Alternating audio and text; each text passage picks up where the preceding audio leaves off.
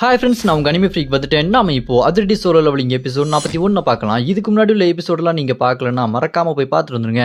டிஸ்கிரிப்ஷனில் லிங்க் கொடுத்துருக்கேன். சரி வாங்க நம்ம இந்த எபிசோடுக்குள்ளே போகலாம். அதுக்கு முன்னாடி போன எபிசோட் கடைசியில் மிதக்கும் சிட்டியில் எல்லா கில்டை சேர்ந்த மெம்பருக்கும் மீட்டிங் நடந்துட்டு இருக்கும். அப்படி மீட்டிங் நடந்துட்டு இருக்கும்போது புதுசாக ஒரு மோனாருக்கு மிகப்பெரிய டென்டிகல்ஸை வச்சு அந்த சிட்டியவே அட்டாக் பண்ணியிருப்பான். அப்படி அட்டாக் பண்ண உடனே அந்த புது மோனாருக்கு ஸ்ட்ரைட்டாக மற்ற கில்டு மெம்பர்ஸ் எல்லாத்தையும் அட்டாக் பண்ணலாம்னு சொல்லிட்டு பறந்து வந்துட்டு இருப்பான். அதோட போன எபிசோட் முடிஞ்சிருக்கும். வாங்க நம்ம இந்த எபிசோடில் யார் இந்த மோனாருக்கு எதுக்காக வந்திருக்கான் அப்படின்னு சொல்லிட்டு பார்க்கலாம். இந்த எபிசோட் ஸ்டார்டிங்ல அந்த மிதக்கும் சிட்டியை டென்டல்ஸ் எல்லாம் டைட்டா பிடிச்சனால அந்த சிட்டியில நிலநடுக்கம் வந்த மாதிரி ஆகுது. அதை பார்த்துட்டு சோஃபியும் இங்க என்ன நடக்குது, மிதக்கும் சிட்டியை யார் அட்டாக் பண்ணுது அப்படி சொல்லிட்டு மிரண்டு போய் பார்த்துட்டு இருப்பா. அங்க பார்த்தா அந்த டென்டல்ஸோட சைஸை பார்த்தா சும்மா அவ்வளோ தடியா இருக்கும். அங்க இருக்க மொத்த சிட்டியுமே அது கவர் பண்ணி ஃபுல்லா டைட்டா பிடிச்சி வச்சிருக்கும். அது எப்படி கீழே பார்த்தா கடலுக்கு அடியிலேருந்து வந்திருக்கு. ஏதோ ஒரு மிகப்பெரிய ஆக்டோபஸ் மாதிரி மிருகத்திலிருந்து தான் இந்த மிகப்பெரிய டென்டல்ஸ் வந்திருக்கு அப்படி சொல்லிட்டு மிரண்டு போயிருப்பாங்க. இங்க பார்த்தா கில்டுக்குள்ள இருக்கானுங்க என்ன ஆச்சு ஏதாச்சும் தெரியாம முடிச்சுட்டு இருப்பானுங்க. எல்லாருமே மிரண்டுட்டு இருப்பானுங்க. ஐயோ என்னடா இவ்வளவு பெரிய பிரச்சனை ஆயிடுச்சு அப்படின்னு சொல்லிட்டு சோஃபிலாம் பயந்துட்டு இருப்பா. அப்ப அந்த எருமாடு கில்ல சேர்ந்த இவான் குருகர் அந்த மிதக்கும் சிட்டியை சுத்தி அவனோட மேஜிக் பவர் மூலமா மிகப்பெரிய ஷீல்டு உருவாக்கி அப்படி கவர் பண்றான். அப்படி கவர் பண்ணதுல வெளியே இருந்து வர இன்னும் நிறைய டென்டக்கல்ஸ், அதாவது இப்போ இது மிதக்கும் சிட்டி கீழே தரையில இருக்க கடல் இருக்கு பாத்தீங்களா, அதுக்குள்ள இருந்து மிகப்பெரிய டென்டக்கல்ஸை வந்து அட்டாக் பண்ணும். அதை தடுத்து நிப்பாட்ட அந்த சிட்டியை சுத்தி அவனோட மேஜிக் ஷீல்டை உருவாக்கி தடுத்து நிப்பாட்டுவான். அதை பார்த்துட்டு சோஃபி ஹெய்லியும் இவங்கிட்ட எப்படி இந்த அளவுக்கு பவர் இருக்குது, இவ்வளோ பவர் இருக்கா அப்படின்னு சொல்லிட்டு வாய்ப்புலந்து ரெண்டு பேர் பார்க்கும்போது தான் ஹேலி ஒன்று நோட் பண்ணுவா. இது அவனோட பவர் இல்லை, இது யாரோட பவர் அப்படின்னு சொல்லிட்டு பார்த்தா தான் தெரியுது அது அந்த எரும மாடு கில்ல சேர்ந்த எரும மாடு கடவுளோட பவர் தாங்க. இப்போ அந்த இவான் குருகர் உடம்புக்குள்ள அந்த எரும மாடு கடவுளே வந்து பூந்துட்டாரு. இப்போ இவன் இவான் குருகர் இல்லை, அந்த எரும மாடு கடவுள் தான். அவரோட பேரு ஆப்பிஸ். அந்த ஆப்பிஸ் கடவுள் இந்த இவான் குருகர் உடம்புக்குள்ள பூந்ததுக்கு அப்புறம், ஏய் இங்க என்ன நடக்குது, என்னோட சர்வெண்ட்டை நான் காப்பாத்துக்காக இங்க வந்திருக்கேன், என்ன நடந்தது தெளிவா சொல்றீங்களா இல்லையா, நான் பாட்டுக்கு தூங்கிட்டு இருந்தேன் திடீர்னு பார்த்தா என்ன சம்மன் பண்ணிட்டான் அப்படின்னு சொல்லும்போது அதை பார்த்துட்டு ஹேலியும் சோஃபியும் எனது திடீர்னு சம்மன் பண்ணிட்டானா, அப்படின்னா இங்க என்ன நடக்குதுன்னே தெரியாதா, நீங்க எங்களை காப்பாற்ற வரலையா அப்படின்னு சொல்லிட்டு அப்படி வாயை பொழந்து பார்த்துட்டு இருப்பாங்க. அப்போ அந்த மேஜிக் சீலை தடுத்து காப்பாத்திட்டு இருக்கும்போது அந்த மிதக்கும் சிட்டியில் இருக்க மக்கள்லாம் இங்க என்ன நடந்துட்டு இருக்கு, இவ்வளவு பெரிய டென்டக்கல்ஸ் எங்க வந்தது அப்படி சொல்லிட்டு பயந்துட்டு இருப்பாங்க. அப்ப அங்க இருக்கிற கள்ளிலாம் இங்க என்ன நடக்குது, சீக்கிரம் ஏதாச்சும் ஒன்று பண்ணி ஆகணும், இவ்வளவு பெரிய டென்டக்கல்ஸா வந்தா மக்கள்லாம் பயந்துருவாங்க அப்படி சொல்லிட்டு பேசிட்டு இருக்கும்போது அந்த கடவுள், சரி இந்த மான்சஸ் எல்லாத்தையுமே என்னோட மேஜிக் சீல் வச்சு தடுத்து நிப்பாட்டிட்டேன், இதுக்கப்புறம் நீங்களே பார்த்துக்குங்க நான் இங்கேருந்து கிளம்புறேன் அப்படின்னு சொல்லிட்டு அந்த கடவுள் அங்கேருந்து கிளம்பும்போது அதை பார்த்துட்டு கெவின், யோ என்னையா கடவுள் தானேயா நீ, இங்கே இவ்வளோ பெரிய குழப்பம் ஆகிட்டு இருக்கு, நீ பாட்டுக்கு போயிட்டே இருக்க, உனக்கு கண்ணு தெரியுதா தெரியலையா அப்படின்னு சொல்லும்போது அந்த ஆப்பி சேரும் மாடு கடவுள், இங்கே பாரு நான் என்னோட சர்வெண்ட்டை காப்பாற்ற தான் இங்கே வந்திருக்கேன், அவனை காப்பாற்றிட்டேன், அவனை காப்பாற்றிட்டு நான் இங்கேருந்து கிளம்புறேன், இதெல்லாம் நீங்கள் பார்த்துக்குங்க, இந்த சக்தி உங்களுக்கு என்னன்னு தெரியாது அப்படி சொல்லிட்டு கிளம்பும்போது அதை பார்த்துட்டு ஸ்டீவ் கெவினோட மூஞ்சில கை வச்சுட்டு, டே நீ அந்த பக்கம் போ அப்படின்னு சொல்லிட்டு அந்த கடவுள்கிட்ட ஸ்டீவ் சொல்லிட்டு இருப்பான்.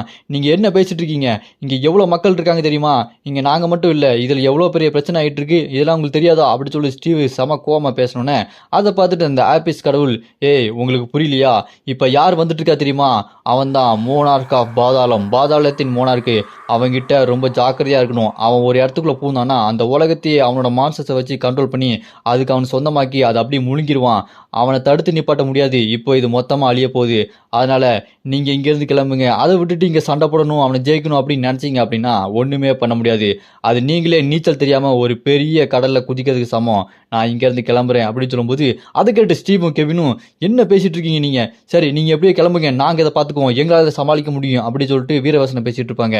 அப்படி பேசி முடிச்சோடனே அந்த ஆபீஸ் கடவுள் அப்படி கிளம்பலாம் சொல்லிட்டு பார்க்கும்போது அந்த மோனார்க்கா பாதாளம் இருக்கான் பார்த்தீங்களா, அவன் என்ன பண்ணுவான், இந்த இடத்த விட்டு வெளியே போக முடியாத மாதிரி சீல் பண்ணி வச்சிருவான், அதனால இந்த ஆபீஸ் கடவுள் அதால வெளியே போக முடியாது. அதை பார்த்துட்டு அந்த ஆபீஸ் கடவுள் என்ன நடக்குது என்னால் வெளியே போக முடியலையே அப்படின்னு சொல்லிட்டு சாக்காய் நின்று அப்படியே அந்த மிதக்கும் சிட்டிக்கு கீழே அந்த மோனார்க்கா பாதாளம், அந்த பாதாளம் மோனார்க்கு இதெல்லாம் பார்த்துட்டு, டேய் கடவுளோட சக்தியெல்லாம் அங்கதான் நிக்கிறீங்களா, அவங்கள அப்படியே பிளாக் பண்ணி வச்சுட்டேன்டா, இருங்கடா அவங்கள வந்து மொத்தமா முழுங்குறேன் அப்படின்னு சொல்லிட்டு வில்லத்தனமா சிரிச்சிட்டு இருப்பான்.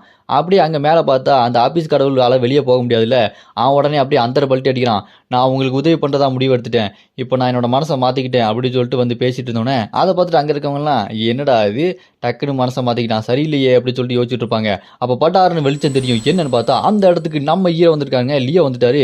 அங்க வந்துட்டு அப்படியே அந்த ஆபீஸ் கடவுளை பார்த்து, என்னது நீ ஸ்டார்டாருன்னு முடிவை மாத்திக்கிட்டியா, அதெல்லாம் நம்புற மாதிரியாடா இருக்கு அப்படின்னு சொல்லும்போது நம்ம ஹீரோ பார்த்தோன்னே எல்லாத்துக்குமே ரொம்ப சந்தோஷமாயிரும். அவங்களாம் ரொம்ப சந்தோஷமா பார்த்துட்டு இருக்கும்போது நம்ம ஹீரோ சும்மா கெத்தா வந்துட்டு, என்ன இன்னைக்கு ஏதோ நிறைய விஷயம் நடந்துச்சு போல இருக்கு அப்படி சொல்லும்போது அந்த ஆபீஸ் கார்டில் செம கோவமா நம்ம ஹீரோ அட்டாக் பண்ண வருவான் பாருங்க. கையை முறுக்கிட்டு ஓங்கி ஒரு குத்து விடுவான்.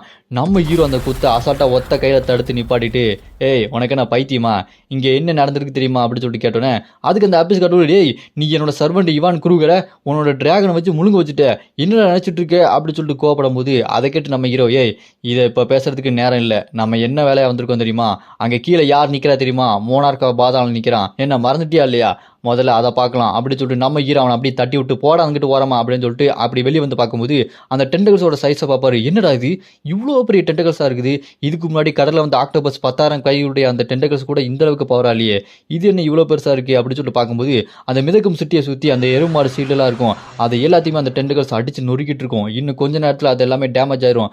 அது அப்படியே இங்கே இருக்கிற அந்த முதலகில சேர்ந்து ஐயோ இப்படியே போயிட்டு இருந்ததுன்னா இந்த மிதக்கும் சிட்டியோட கோரையே அதை அட்டாக் பண்ணிடும், அந்த கோர் மேஜிக் அதை அட்டாக் பண்ணிச்சு அப்படின்னா இந்த மிதக்கும் சிட்டி அப்படியே கீழே விழுந்துரும், கடலுக்குள்ள மூழ்கிரும் அப்படின்னு சொல்லும்போது அந்த மான்சஸ் எல்லாம் டென்டகல்ஸ் வச்சு அடிச்சு நொறுக்கிட்டு இருக்கும். அதை பார்த்துட்டு எல்லாருமே ஐயோ சீக்கிரம் சீக்கிரம் ஏதாச்சும் ஒன்று பண்ணுங்க அப்படின்னு சொல்லி கத்திட்டு இருப்பானுங்க நம்ம ஹீரோ பார்த்து.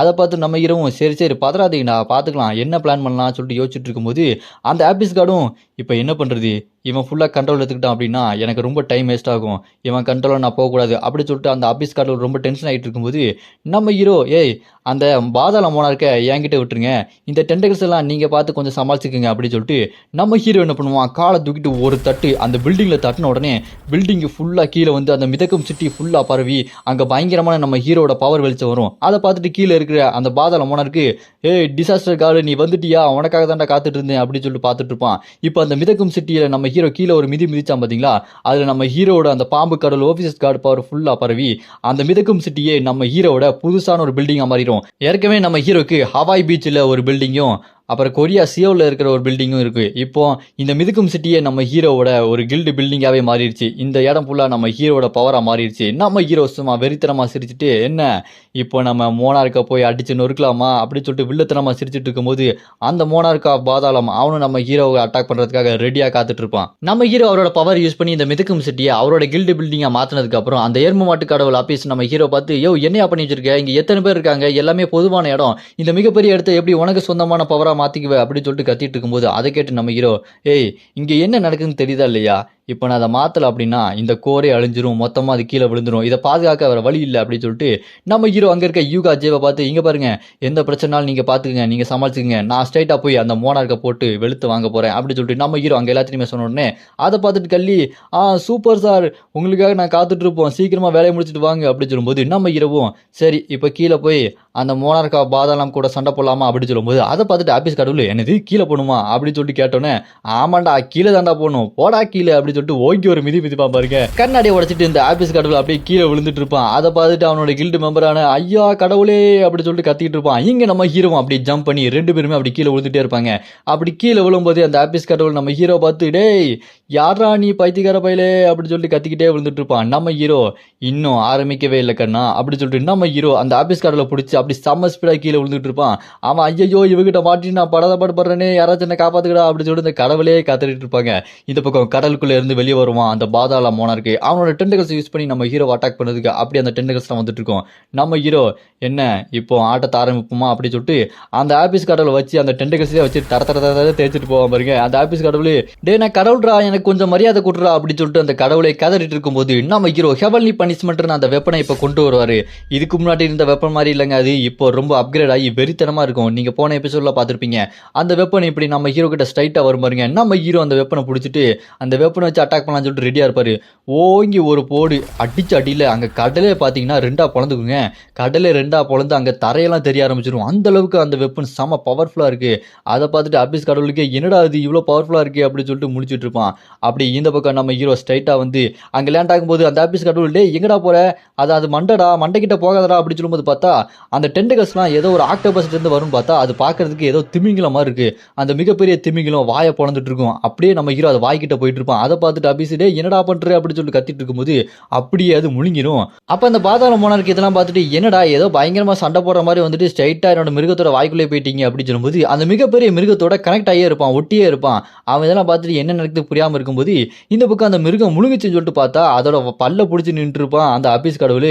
டேய் என்னடா பண்ணி வச்சுட்ட, வசமா மாட்டி வச்சுட்டு போயிட்டியாடா அப்படின்னு சொல்லிட்டு கஷ்டப்பட்டு இருக்கும்போது ஆமா அந்த டிசாஸ்டர் கார்டு எங்க அப்படின்னு அந்த பாதாள மோனருக்கு கேட்ட உடனே நம்ம ஹீரோ அவன் பின்னாடி சும்மா மாசா நடந்து வந்து டேய் நான் அவன் பின்னாடி நிக்கிறேன்டா அப்படின்னு சொல்லும்போது அந்த பாதாள மோனருக்கு நம்ம ஹீரோ பார்த்து டே டிசாஸ்டர் கார்டு உன்னை பார்த்ததுல ரொம்ப சந்தோஷம்டா அப்படின்னு சொல்லும்போது அதை கேட்டு நம்ம ஹீரோ டேய் நீ என்ன சந்தோஷப்படுற, எனக்கு தான்டா ரொம்ப சந்தோஷம், சரி பார்த்துட்டேன்ல கிளம்பு கிளம்பு பாய் பாய் அப்படின்னு சொல்லிட்டு நம்ம ஹீரோ அவரோட அந்த வெப்பனை வச்சுட்டு ஓங்கி ஒரு போடு போடுவார் பாருங்க. அந்த ஸ்லாஷ் பவர் வெறித்தனமா வெளியே வந்துட்டு இருக்கும்.